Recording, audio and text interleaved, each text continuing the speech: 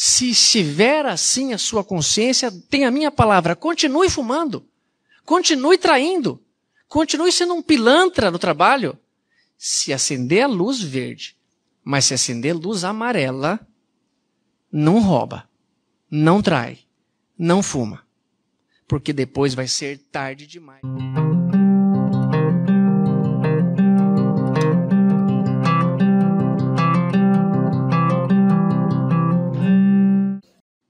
Tato, a palavra é sua. Muito obrigado mais uma vez pela sua presença. Obrigado, meu amor. Olá, boa noite a todos. Que gostoso estarmos aqui juntos, mais uma vez, nesse centro tão especial, nesse dia tão especial.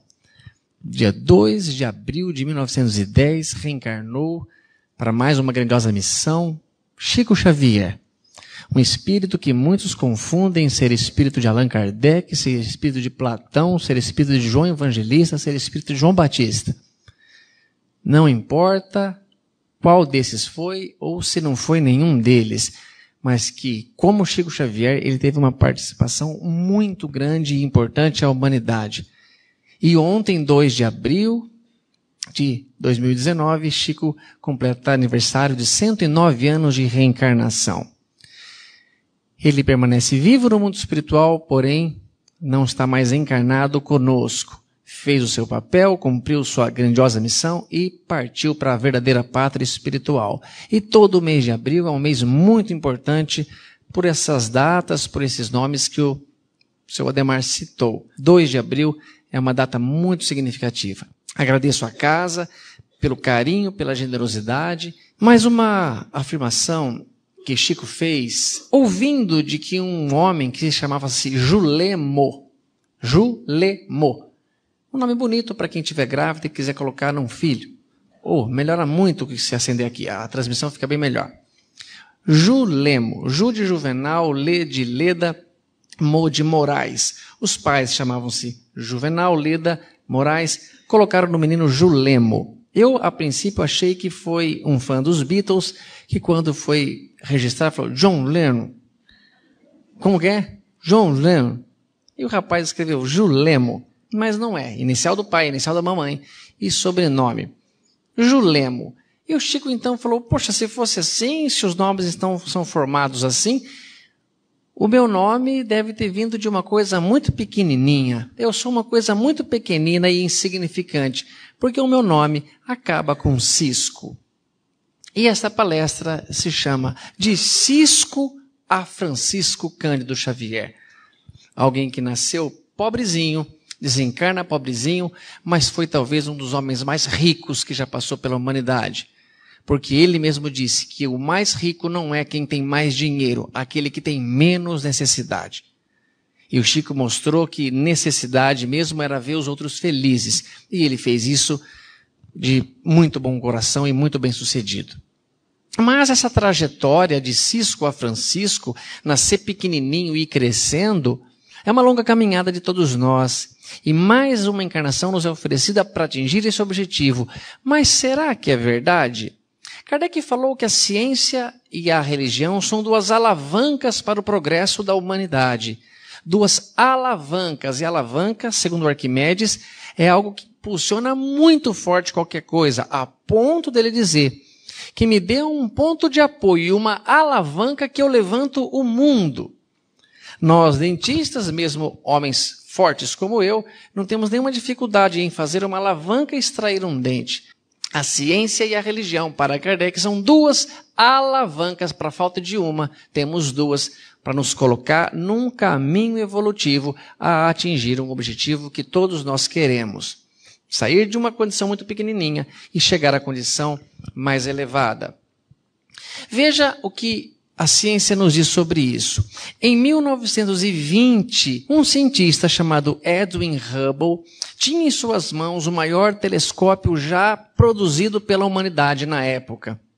Esse telescópio estava lá nos Estados Unidos, no Monte Wilson, onde ele pôde olhar para o cosmos e ver uma coisa que nunca se tinha visto. Edwin Hubble, visto que tinha o maior telescópio da época, teve uma ideia a concretizar para a ciência. Qual é o tamanho do universo?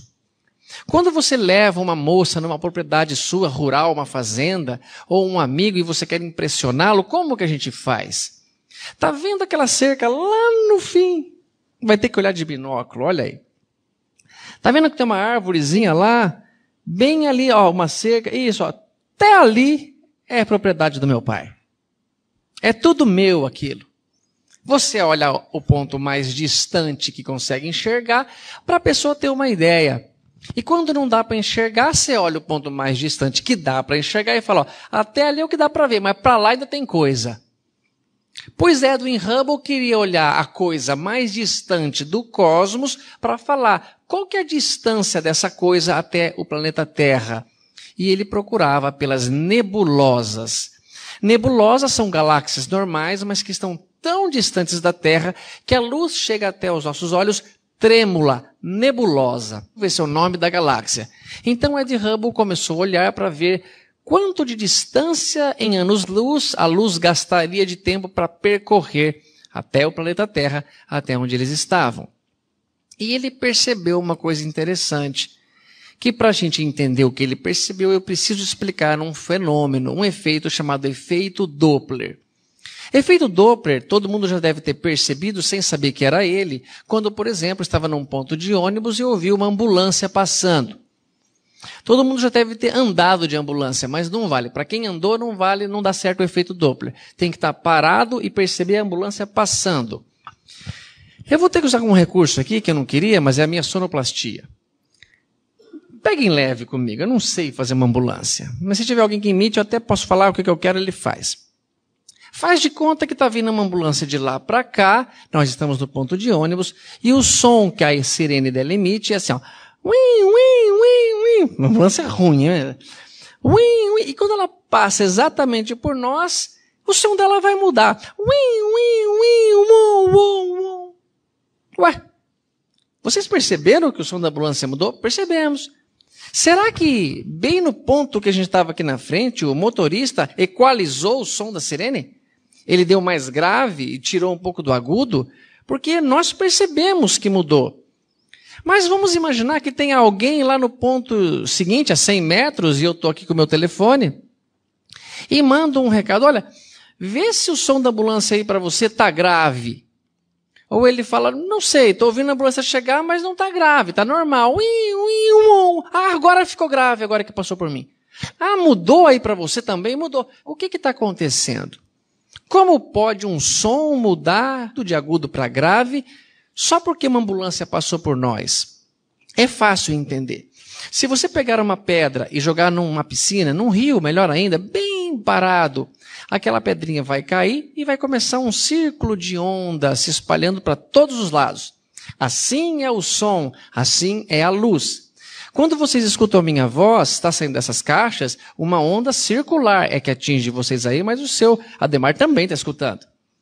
Pode que para ele chegue antes ou depois, não interessa isso, mas é circular.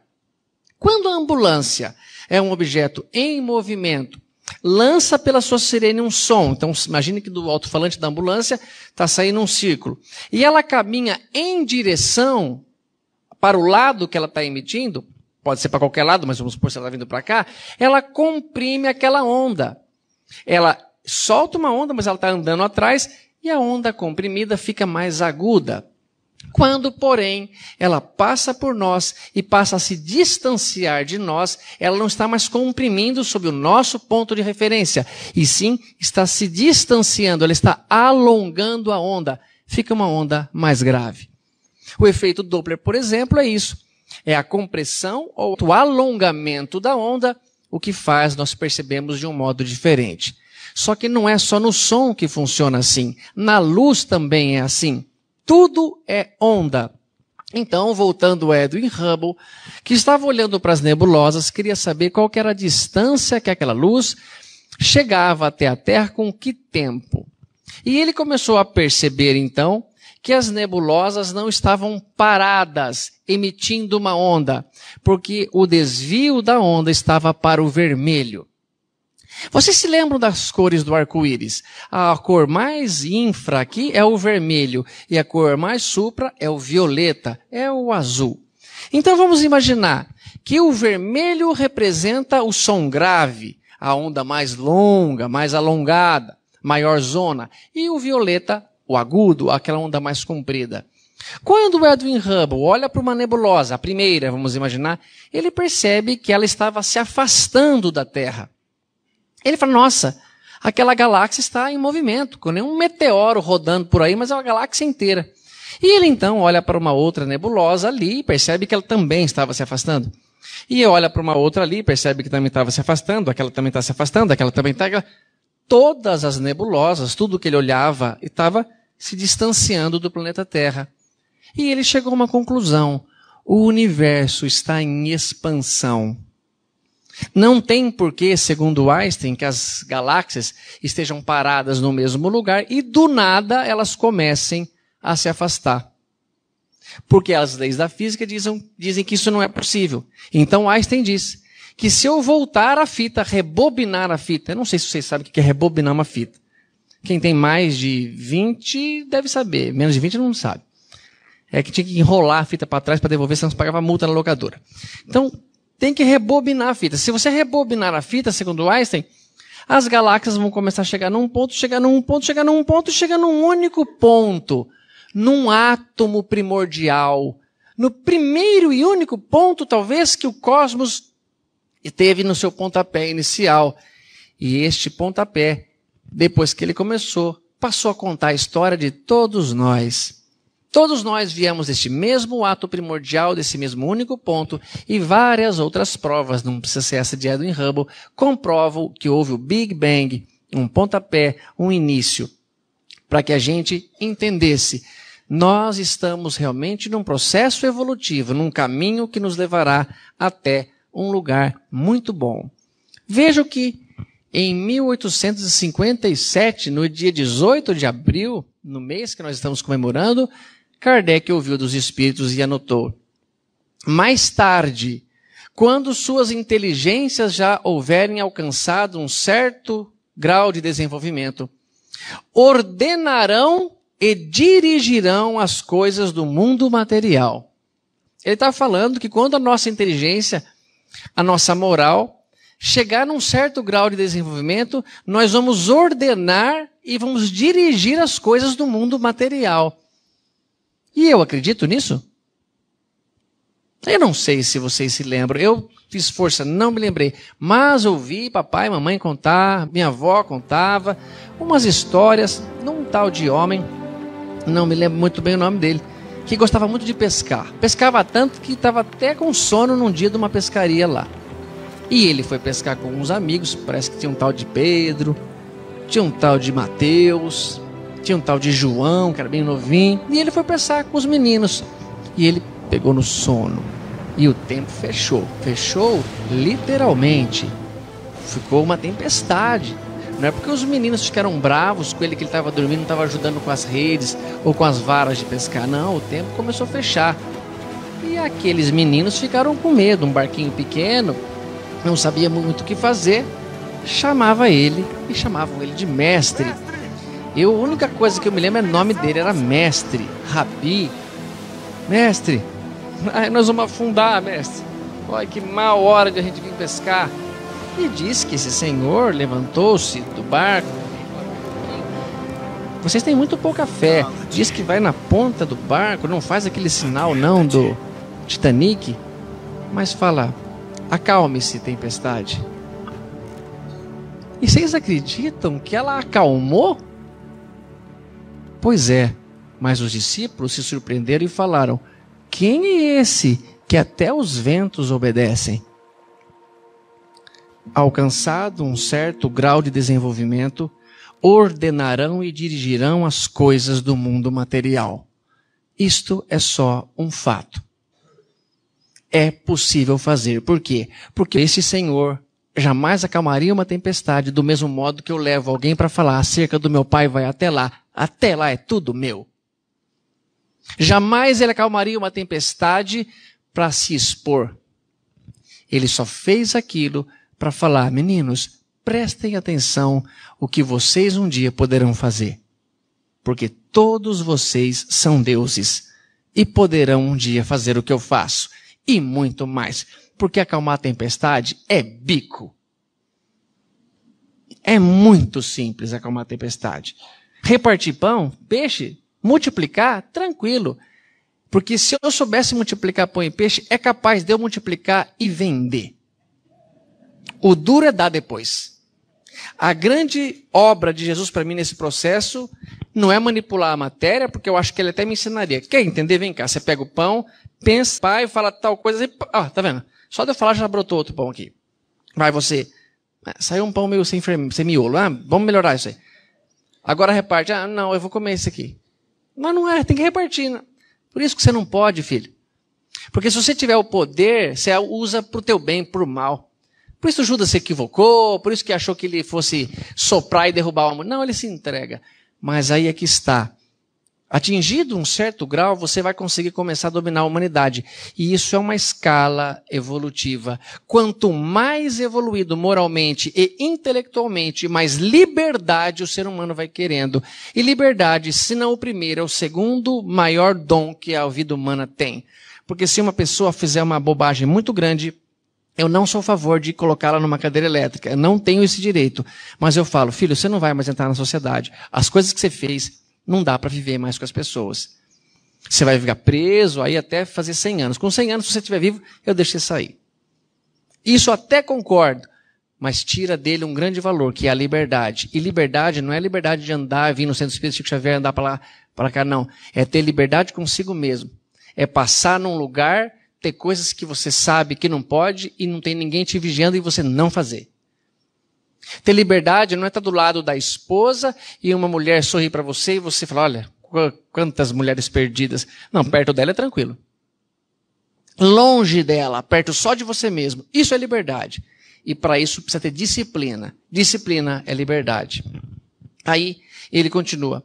E assim que tudo serve, que tudo se encaixa e se encadeia na natureza, desde o átomo primitivo, está falando desse processo que Edwin Hubble percebeu, do Big Bang. Só que ele percebe em 1920. E esse livro foi ditado para Allan Kardec ali em 1855, lançado em 57. Mas o contato com a doutrina veio antes. Mas vamos considerar 2 anos de lambuja.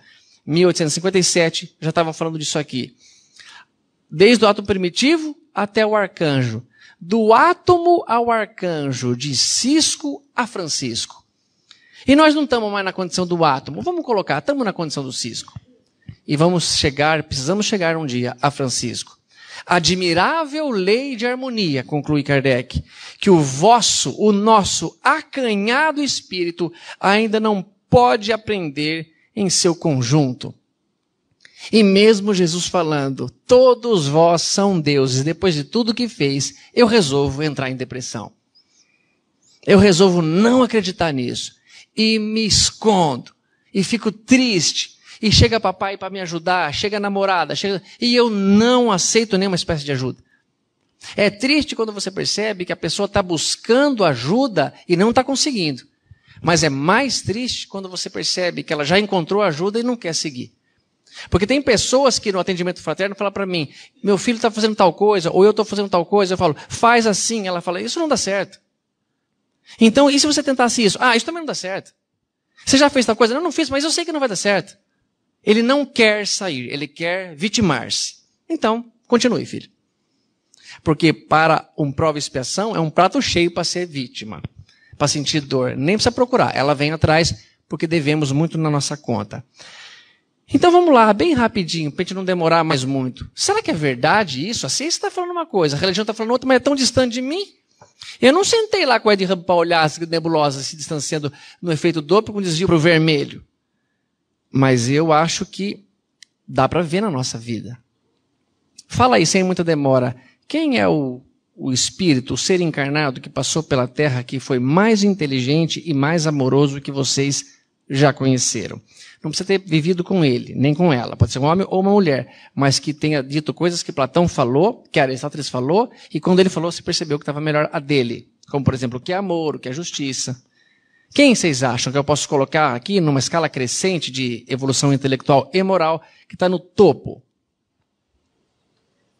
Hã? Jesus, é lógico, sem dúvida nenhuma. Esse é o mais fácil de identificar.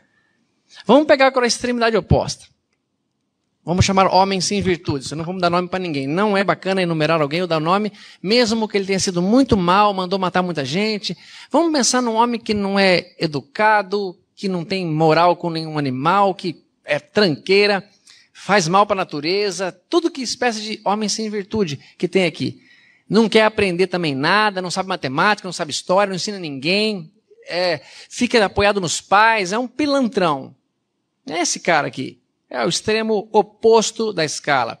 Vai chegar lá. É só uma criatura muito vazia. É as trevas. O que é treva mesmo? Ausência de luz. Quando ele se iluminar, ele chega lá. Inclusive a palavra aluno, que eu não gosto muito. Aluno é sem luz. Luno, luz. Luna, luz. Aluno, não luz. Mas ele um dia vai chegar a ser alguém que tem luz. Então não vai ser mais aluno. Mas não é bem colocado. Mas dá para entender. Jesus, um homem sem virtudes, bem no meio da escala. Quem que vocês colocariam aqui? Seu João Previdelo, lógico. Aqui é o lugar dele. Seu Ademar Previdelo também. Toninho Vendramini. Pensa que vai ser... Não, aqui. Tudo bem, eu também. Vocês também. Por quê? Não são maus que nem essa criatura, mas nem vamos falar o outro lado. Estamos aqui. Ah, tudo bem, vem um pouquinho mais para cá, mas vamos considerar aqui. Dá para colocar alguém entre nós e Jesus? Alguém que não é tão bom quanto Jesus, não sabe fazer acalmar a tempestade, nem andar em cima de água, nem multiplicar nada com nada, mas também não é sacana que nem nós, né? Quem que pode entrar aqui nessa lista? Alguém? Chico Xavier. De Cisco a Francisco. Mas é Jesus a minha referência. Mas se você vai daqui à Vila Velha de carro, não precisa enxergar a estrada inteira. Basta enxergar só 100 metros na frente. Basta chegar só um degrau. A hora que, nossa, que escadaria longa. Nem que tem uma neblina que ela está furando a neblina. Sobe o próximo degrau. Confia. Então, a minha referência na doutrina é Chico Xavier. Pode ser Allan Kardec? É mais difícil porque eu não convivi, não sei tanta história dele. Do Chico nós temos um monte aqui. Então, tem um homem aqui no meio entre nós, que é Chico Xavier, é Martin Luther King, é Mahatma Gandhi, é Madre Teresa de Calcutá, todas essas pessoas. É Bezerra de Menezes, é Allan Kardec, é Emmanuel, André Luiz, essa turma está aqui. Entre muitos católicos, evangélicos, espíritas, ateus, tem gente que é melhor, mais moral, mais intelectual e está aqui. Já dava para seguir a palestra pensando aqui nas histórias do Chico, mas eu não posso desperdiçar de colocar alguém aqui, ó. Quem que vocês colocariam aqui entre nós, que não é tão bom quanto nós, mas também não é tão tranqueira assim? Quem? Como que chama a tua sogra mesmo? Não é sogra da gente. Não, coitadinha, ela tem que entrar em algum lugar. Ela também é filha de Deus. O cunhado, aqui ó, o cunhadão lá. E aí, cara, beleza? Sem deixar perceber que nós somos sogra, sogro e cunhado também. Bom, uma coisa eu tenho certeza. Jesus está no lugar certo, o Chico também. Daqui para baixo, não pode dizer mais nada. Se o seu João Previdelo está para cá, está para lá, se eu estou aqui na beira, tudo vale só para eu entender. Com 5 pessoas, Jesus, Chico, nós, cunhado ou sogra e um homem sem virtudes, eu consegui perceber. É verdade da ciência, é verdade da doutrina. Existe uma escala evolutiva. Tem gente que faz coisas que eu não sou capaz de fazer. Nem para o bem, nem para o mal. E tem gente que é muito capaz de fazer coisas também para o bem, como também para o mal.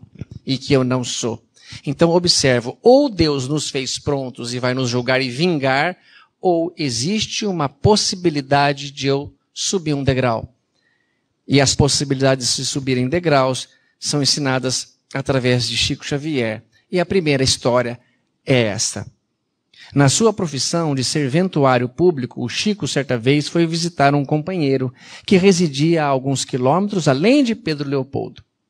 O companheiro, intempestivamente, o recebe com 2 pedras na mão. Não literalmente, mas falou bobeira. Foi grosseiro, mal educado. O Chico saiu de Pedro Leopoldo, foi visitar o amigo e ele está apoquentando o Chico. Eu não sei o que é apoquentar, mas vi essa palavra no livro, voltei e gostei. Apoquentar. É coisa ruim, tá incomodando. Vamos lá. Com 2 pedras na mão. Xinga o Chico, é mal educado com ele. E quando o Chico tentou responder delicadamente alguma coisa, Emmanuel intervém e diz ao Chico: Chico, não diga nada. Exemplifique agora a própria fé. Suporte a injustiça e os desabafos. Ele está sofrendo do fígado e há dias que vem sentindo fortes cólicas hepáticas. Não revide aos insultos e às exacerbações. Ele precisa exteriorizar os venenos que lhe estão na alma e no corpo. E você, senhor Chico Xavier, precisa limar-se, apurar-se e burilar-se, silenciando. E com um sorriso doce e bondoso, o mentor rematou o assunto com esta pergunta ao Chico. Afinal, Chico, o que seria da pedra sem o martelo? Tá aí. Quer evoluir? Trata de aguentar aquele que mora na tua casa com carinho. A sogra é mãe da tua esposa.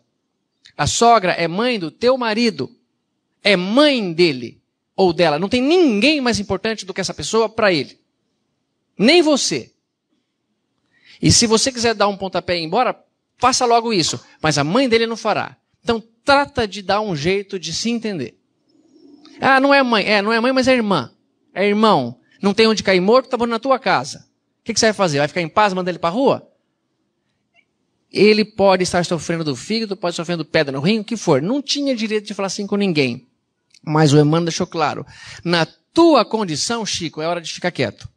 A dele é de colocar para fora isso mesmo. Uma criança mimada tem que sentar no chão e fazer aquilo. E não ser atendida. Mas o adulto não pode deitar junto lá com ela e rolar. Ele tem que falar, não vou fazer, filhinho. Vamos embora para casa e dá o jeito. Então, em que lugar da escala que vocês estão? Localizem-se e atuem-se para tal. Se você é o homem sem virtudes, então admita, eu sou o mais tranqueira de todos. Vou responder por isso. Mas se eu já estou conseguindo fazer alguma coisa melhor, está aqui o primeiro exemplo. Não responda. Não é ficar calado e ouvir injustiça. É responder com ternura. Eu não sou isso que você está falando. Eu fiz uma palestra na Irmã Catarina, falando sobre presenciando o próprio velório. E tem um amigo lá que chegou e falou assim, canalha, para mim. Canalha? Pilantra, vai ganhar dinheiro em cima de pessoas que estão... Amigo, se eu te falei alguma coisa que magoei na palestra, você me perdoa, cara. Não foi a minha intenção. Mas se eu falei alguma coisa errada, falei mal, mostra onde eu falei mal. Mas se falei bem, por que você está me ofendendo? Se falei mal, mostra onde falei mal. E se falei bem, por que está me ofendendo? Por que está me agredindo? Não recebo para dar palestra. Pago para dar palestra. Os centros espíritas de Bauru gastam um pouco de combustível para ir de um lugar para outro. Eu faço palestra quase 8 palestras por semana. Eu vou em todos os lugares, aqui não cobro nada. Em muitos centros que já fui, em alguns lugares, não recebo, porque é muito pobrezinho o centro. Fora de Bauru. E alguns centros que podem pagar o que gasta imediatamente, que é combustível e pedágio, eu recebo. Mas e o pneu que vai ficando careca? E o óleo que tem que trocar? E o limpador de para-brisa? E o gasto, que é muito mais complicado, de estudar, de preparar alguma coisa e ser, mesmo com dor, com o filho, não vai, papai, não vai, tenho que ir. Não recebo, não estou fazendo isso aqui para ganhar dinheiro. Então você está sendo injusto. Mas respondo com alegria, com ternura. E eu aprendo a engolir, cara. Aprendo a engolir esse choro. Essa raiva é uma hora de treinar. Porque, afinal de contas, o que seria da pedra se não fosse o martelo? E só para lembrar de uma pedra bruta lá em Milão, um pedaço de paralelepípedo gigantesco de mármore branco, onde disputaram Leonardo da Vinci e Michelangelo. Ambos brigaram para esculpir uma coisa lá, mesmo Leonardo tendo visto primeiro a pedra, deram o direito a Michelangelo, e ele me vai e me esculpe o Davi.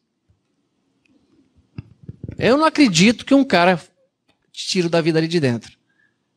Se alguém já vir, ou tiver obra de ir no Louvre, o Davi não está no Louvre, mas tem obra lá dignas e tal, mas o Davi é uma obra-prima, meu. A veia da mão do Davi, o cabelo, o corpo, o órgão sexual, o lado, a musculatura do pescoço. E perguntaram para ele, como que você faz um negócio desse, cara? É com o quê? Com mangueira, com água, com cinzel, com lixa? Lixa de unha? O que você fez? Ah, não sei. Na verdade, o Davi já estava dentro da pedra, eu só tirei o excesso. Só tirar o excesso. Quando um foguete vai sendo lançado para a atmosfera, ele precisa estar em 11 quilômetros por segundo para romper a gravidade. Só que depois que ele rompeu a gravidade, eu pergunto, para que você vai ficar com um peso tão grande assim? Joga fora esses pedaços. E vocês já viram ele soltando os pedaços da nave? Porque ele já não precisa mais daquilo. Porque o Chico não precisa mais de um relógio de ouro que foi dado porque uma irmã estava muito feliz, muito satisfeita. Ele pega, aceita para não contrariar. Aparece quase que instantaneamente uma outra, preparada até pelo Emmanuel. O Chico não vai ficar com isso não, ele não ficaria mesmo. Ah, eu recebi o remédio, mas nunca sei a hora, não tem relógio. Oh, minha irmã, tá aqui, leva. Sei lá quanto custa esse relógio, meu.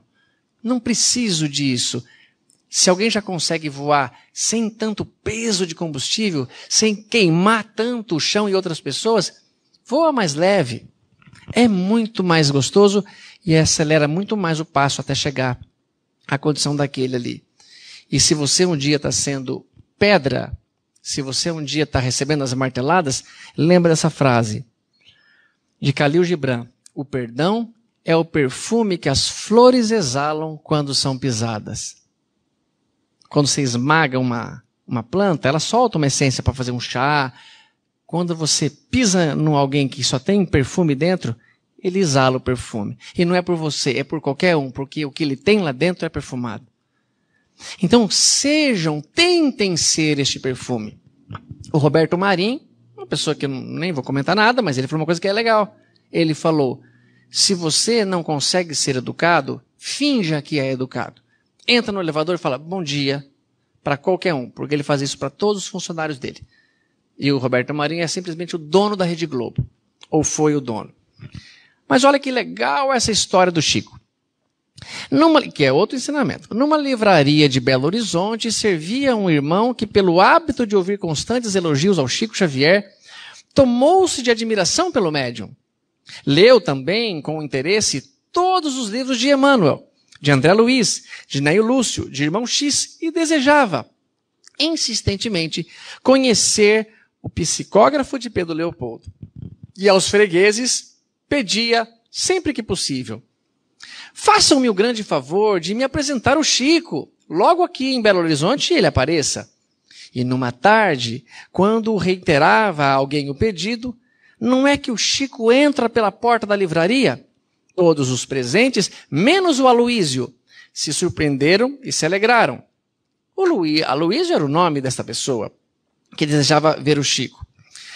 Abraçavam o médium, indagavam-lhe as novidades recebidas e depois um deles se dirigiu ao Aloísio.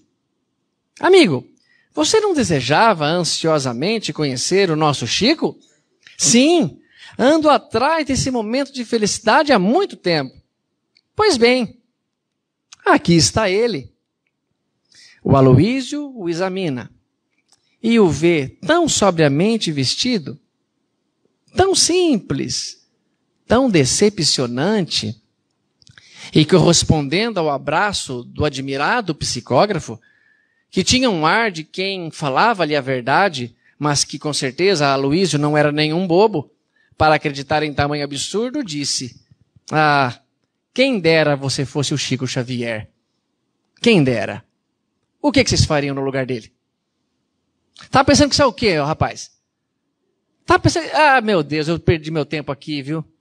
Desperdiçando a chance de ensinar o Aloísio. Mas o Chico sabia, e Chico, compreendendo que Aloísio não estava em condições de compreender que um homem como ele não se veste desse jeito que ele pensa, para acreditar que ele fosse Chico Xavier da maneira como se apresentava e se vestia, respondeu carinhosamente, é verdade, quem dera eu fosse o Chico Xavier. Se a gente não percebeu, isso é de uma lição tão grandiosa, porque não tinha televisão naquela época. Se tinha, era muito cara, branca e preta. E o Chico não tinha aparecido ainda na televisão, tanto que ele não conhecia. Mas depois, algum tempo depois, despedindo-se, partiu com simplicidade e bonomia, deixando no ambiente uma lição, uma grande lição, que ia depois ser melhormente traduzida por todos, e muito especialmente pela Aloísio, quando vê Chico na televisão, pela TV Tupi. Era ele mesmo.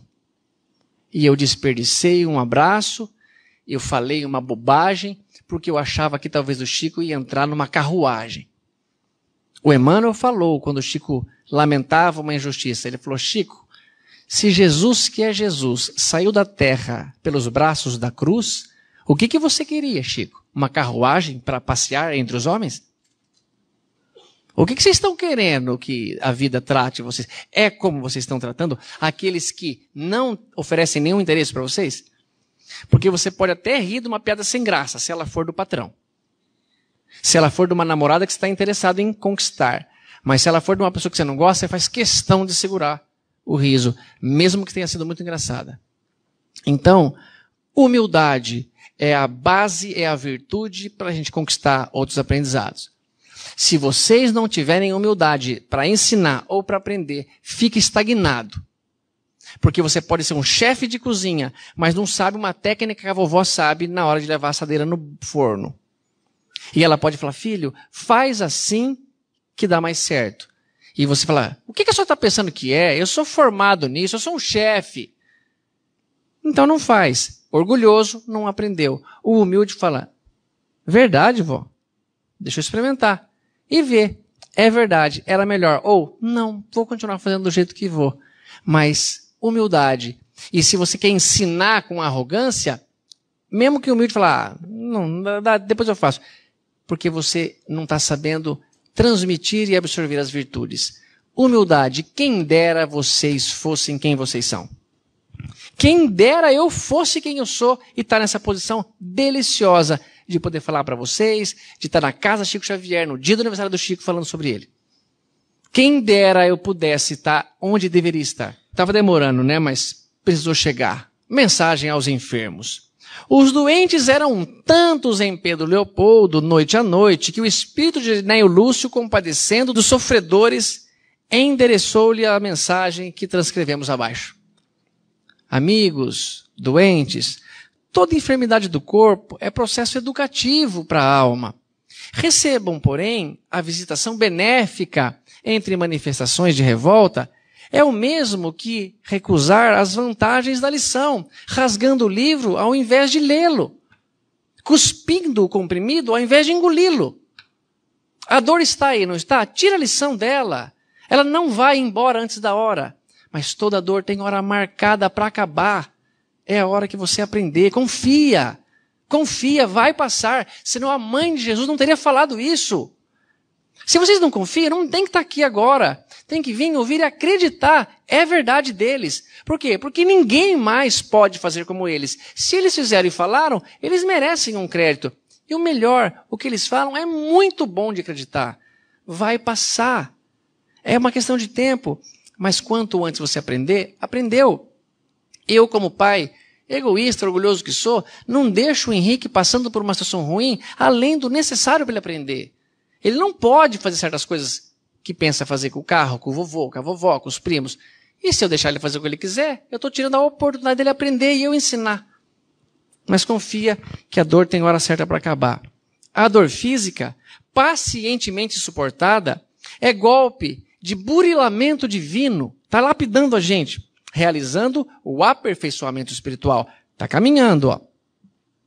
Tenho encontrado companheiros a irradiarem sublime luz do peito, como se guardassem lâmpadas acesas dentro do tórax.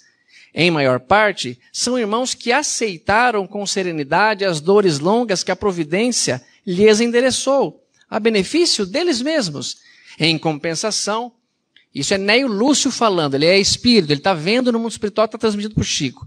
Em compensação, tenho sido defrontado por grande número de ex-tuberculosos, de ex-leprosos, porque eram ex porque morreram agora, em lamentável posição de desequilíbrio, afundados, muito deles, em charcos de trevas, porque a moléstia lhe constituiu tão somente motivo de insubmissão.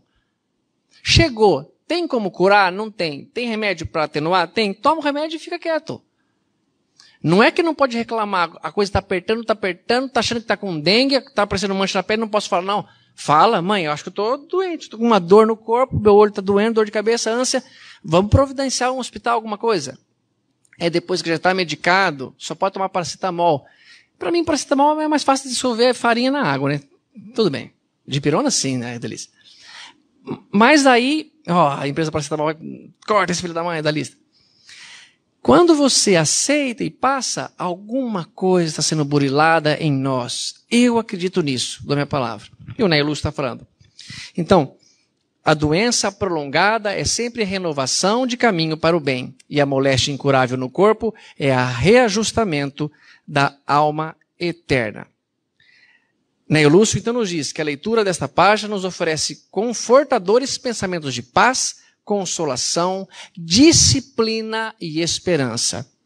É isso que nós precisamos. Por incrível que pareça, não admitimos que fomos nós os culpados por aquela moléstia, seja em causas atuais das aflições, seja em causas anteriores.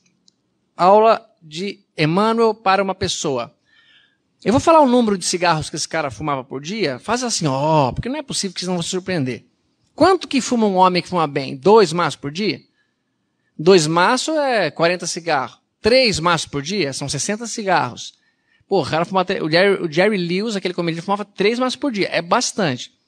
Um homem procura Emmanuel e diz que fumava 100 cigarros por dia. Pasmem.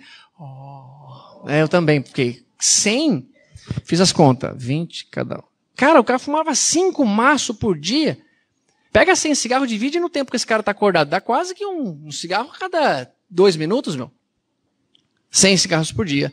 E pediu um conselho ao espírito de Emmanuel sobre o ato pernicioso a que se entregava.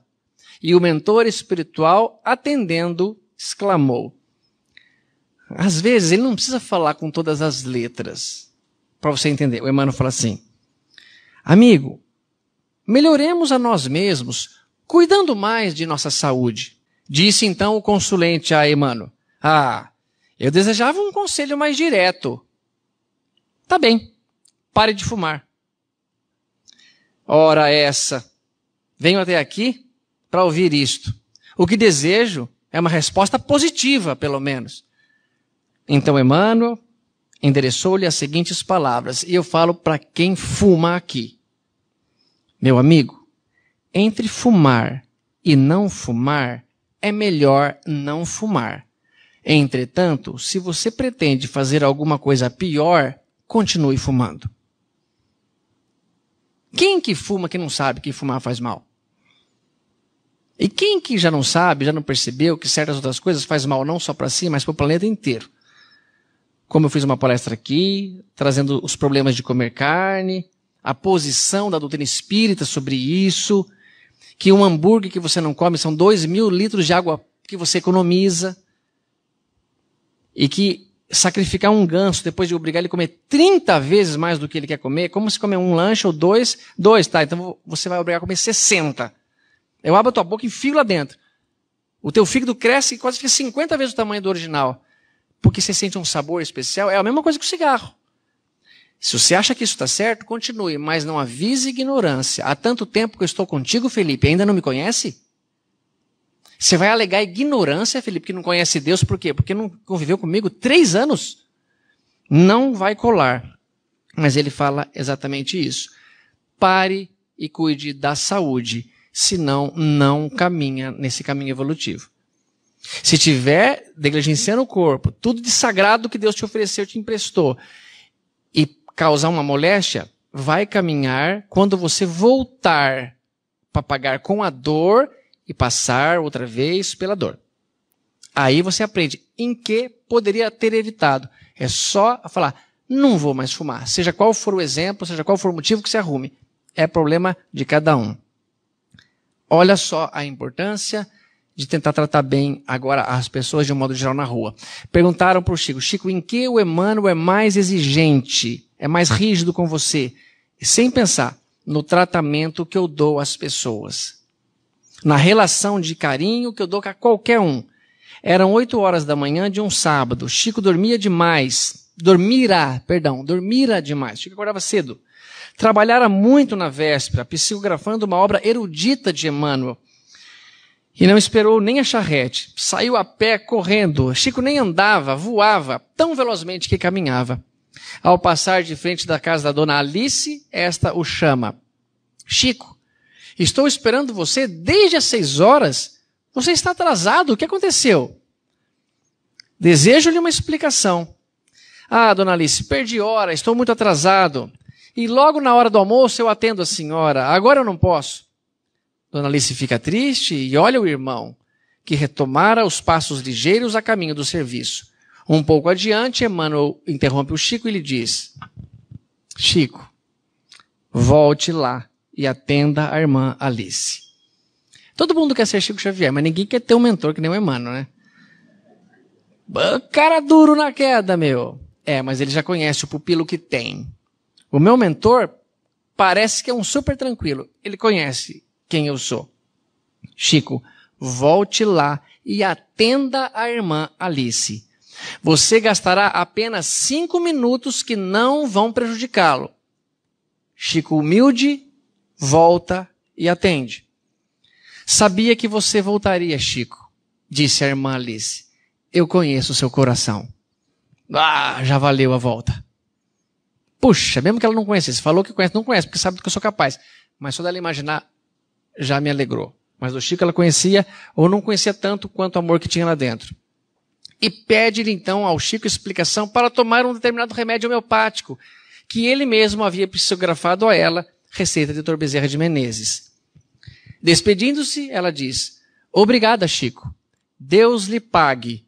Vá com Deus. Chico parte apressado, quer recobrar os minutos perdidos. Quando andaram 100 metros mais ou menos, Emmanuel, sempre amoroso, para ele outra vez e lhe pede: Chico, pare um pouco e olhe para trás e veja o que está saindo dos lábios de Dona Alice e encaminhando para o seu coração.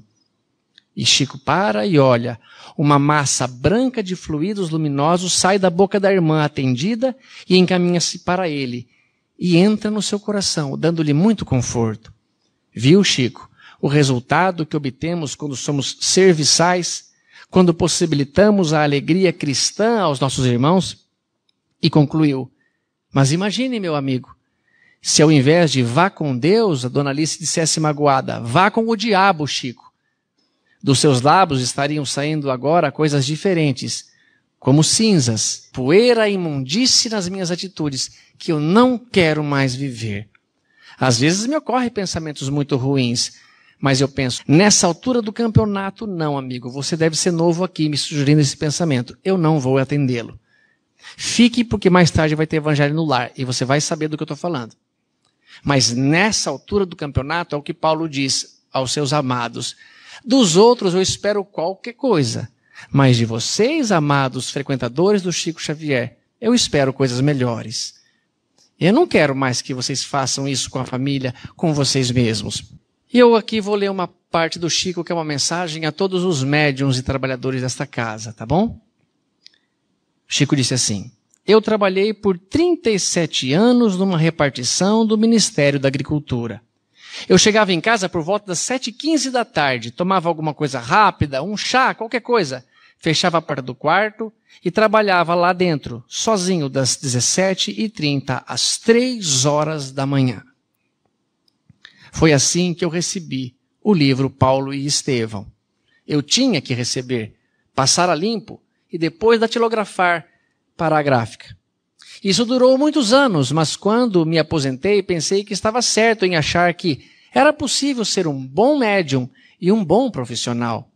É só disciplinar o tempo. Sem obediência, sem disciplina, eu não acredito em progresso algum. Porque toda a natureza é uma lição de disciplina. O sol não abandona seu posto pedindo férias. As árvores não reclamam da dilapidação de que são vítimas. E os rios não protestam contra a poluição. Assim, não posso me queixar por compartilhar as profundas dores das almas de meus irmãos em sofrimento. E às vezes tem médico que fala: não vou, hoje está frio. Está frio, amigo? Imagine 50 graus abaixo do que você está sentindo. Você machucado, sem roupa, sozinho num lugar. Pode ser que essa pessoa que se comunicaria com você hoje está assim há 200 anos. E não morre porque já morreu. E você, por causa de um frio, não quer ir lá atender e um orientador conversar com ela e colocar ela num lugar muito melhor, porque só depende dela para sair, e os mentores vão lá e ela não consegue enxergar. Precisava da tua vibração, da tua afinidade fluídica, e você não cede. Isso serve também para todos os trabalhadores da casa. Aquele que aplica passe, aquele que faz a palestra, aquele que faz a abertura, faz a oração, aquele que troca a lâmpada, aquele que põe o som, todos vocês são muito importantes e a casa precisa de trabalhadores, mas chegam e ofereço-se em que posso ser útil. Ah, eu quero fazer uma coisa. Não, eu quero estar lotado esse ambiente, porque quase sempre dá destaque. Em que posso ser útil? Com crianças, digitando nota fiscal paulista, qualquer coisa, e a casa vai dizer. Eu conto essa história há algum tempo, adoro. Da outra vez foi a única história igual que eu vou contar, mas é grandiosa e a gente encerra. Uma vez, o Chico Xavier, trabalhando até tarde, servindo a missão em que veio, estava saindo do seu trabalho lá em Pedro Leopoldo e fazia frio. Fazia bem frio. E ele andando pela rua sozinho, acompanhado dos bons espíritos, é abordado por 2 homens que ameaçam bater no Chico. Bater à toa, o Chico não fez nada para ninguém. Não, eles queriam dinheiro do Chico. Ladrões com as mãos. Não tinha uma faca, não tinha um revólver, não tinha nada. Não tinha uma chave de fenda. Era pancada na cabeça do Chico. É um assalto, rapaz. E se você não me der nada do seu dinheiro, vai apanhar. Calma, irmãos. Eu não tenho muito dinheiro. Vocês assaltaram um homem muito pobre. Olha só. O pouco dinheiro que eu tenho é esse. Vocês podem levar. Não é possível que seja só isso. Não é possível. É possível, irmãos. Eu ganho tão pouco. E o pouco que ganho, eu emprego quase todo a crianças que ajudo.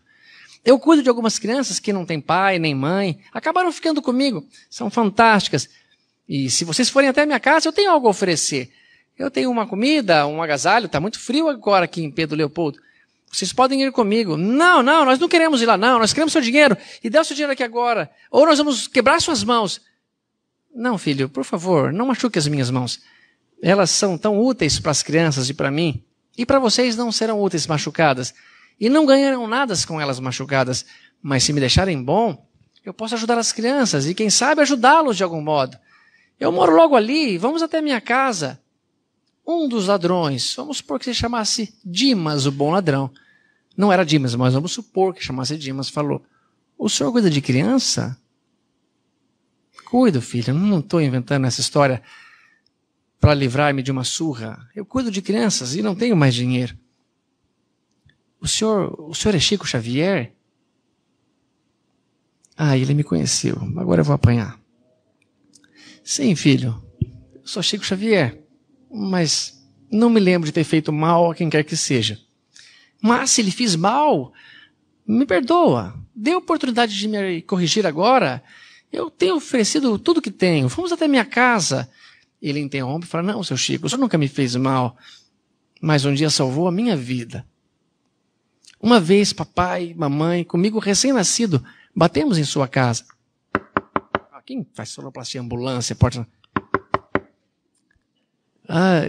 E o senhor abriu, e meu pai pediu um pouco de comida. E o senhor falou: claro, amigos, eu tenho alguma coisa, mas não posso deixá-los aí fora nesse frio. Entrem aqui, aguardem aqui dentro, eu ofereço alguma coisa para vocês. E o senhor deu uma sopa para o meu pai comer, e o senhor ofereceu para minha mãe também. E na hora de ir embora, seu Chico, o senhor fez assim, igual o senhor estava querendo fazer comigo. Tirou seu agasalho e deu para o meu pai vestir. E depois foi lá para o quarto, pegou um cobertor e cobriu a minha mãe e o meu corpo de menino. E eu tenho esse cobertor até hoje, seu Chico. Minha mãe conta essa história e falou: esse cobertor você nunca vai jogar.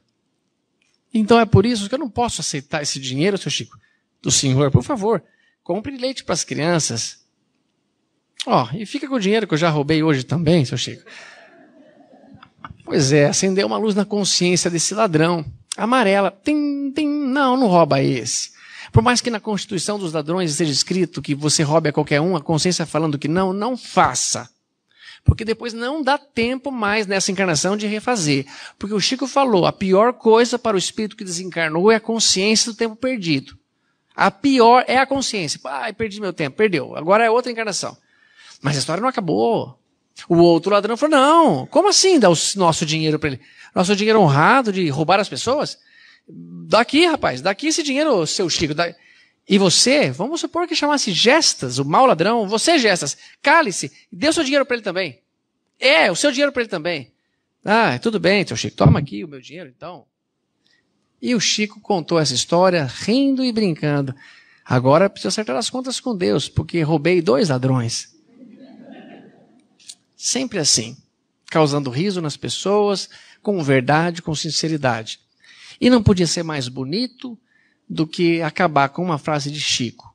Porque na consciência do segundo ladrão não acendeu nenhuma luz. Disse, continue, filho, você está certo na caminhada. Se estiver assim a sua consciência, tem a minha palavra, continue fumando, continue traindo, continue sendo um pilantra no trabalho. Se acender a luz verde, mas se acender a luz amarela, não rouba, não trai, não fuma. Porque depois vai ser tarde demais e é a pior coisa para o espírito que desencarnou. Tem uma música bem triste aí, meu amado, bem aquelas que arrebentam o coração. Que eu vou ler um trecho aqui. Passei fome, palavras de Chico Xavier. Passei fome, passei frio. Em Pedro Leopoldo, sempre fez muito frio. Ventava muito. E a nossa casa não era forrada. Às vezes, a gente não tinha o que comer. Era sempre uma única panela no fogão. Mas ninguém em casa morreu por causa dessas privações que passávamos. A gente comia só arroz e chuchu, de vez em quando mandioca ou ovo. Caso eu tivesse muita comida em casa, era capaz de eu me empanturrar, pois sempre gostei de comer. Mas como seria capaz de dar comunicações de espíritos elevados com a minha barriga cheia, se só me sobrava o horário do almoço para escrever? Penso que tudo que passei na vida teve uma razão de ser. O meio aparentemente diverso em que renasci foi-me de grande valia para cumprir a minha missão. Agradeço todas as dificuldades que enfrentei. Se não fosse por elas, eu não teria saído do lugar. As facilidades nos impedem de caminhar. As críticas mais duras que recebemos são as que mais nos auxiliam. Partirei dessa vida sem um níquel sequer. Tudo que veio a mim em matéria de dinheiro simplesmente passou pelas minhas mãos. Graças a Deus, a minha aposentadoria dá para comprar os meus remédios. Roupas, os amigos me doam quando acham que eu estou mal vestido. Sapatos, eu custo a gastar um par. Não tenho conta bancária, talão de cheques, nenhuma propriedade em meu nome, a não ser esta casa, que já passei em cartório para os outros. Tenho apenas o usufruto. Nunca tive carros, nem sequer uma carroça, de modo que, nesse sentido, nada vai me pesar na consciência. Fiz o que pude pelos meus familiares. E se não fiz mais, é porque mais eu não podia fazer.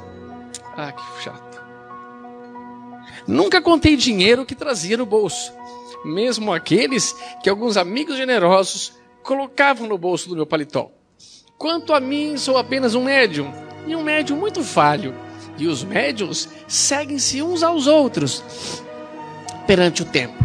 O trabalho que me foi entregue poderia ter sido entregue a qualquer outro médium. Eu acho que não podia não, Chico. E eu não receio ter necessidade de ter substituto, pois me sinto como um capim. Quando um desaparece, outro capim vai surgindo. Um iluminado? Não. Uma tomada entre dois mundos. Um porta-voz de Deus? Não. Um burrinho encarregado de transportar documentos dos espíritos. Um apóstolo? Não. Um cisco. Cisco Xavier, mas alguém disposto a servir. Cada tiquinho de paz que levo para alguém vale a paz que nunca foi minha. Sei que errei muito, mas prometo melhorar sempre mais nessa longa caminhada.